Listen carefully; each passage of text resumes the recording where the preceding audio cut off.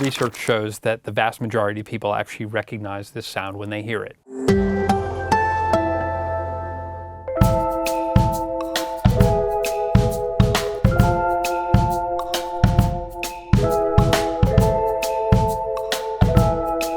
As human beings, we are wired for sound. We don't need to learn how to have sound affect us. It just affects us. It affects us at this subconscious level. Immediately, it kind of sets a whole scene in your mind, whether that makes you think of a childhood memory of being scared in your bed and hearing that, or it reminds you of a monster movie you love, or whatever it is, that we all have these memories that have been emblazoned in our brain. Brands can use that, essentially, to their advantage because, again, if people hear sounds in association with experiences that they love, when they hear that sound again, they're going to expect another loved experience. In most cultures in the world, when you hear a string instrument,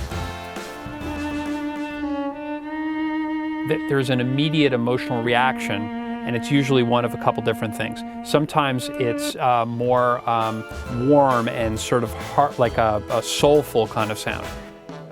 Sounds like horns and trumpets.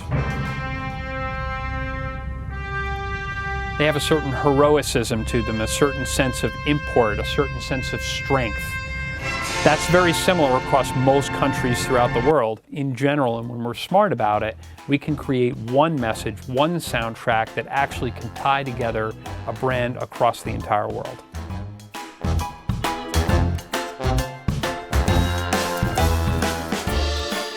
This is the new evolution of that anthem. We'll just play a little bit of that track for you.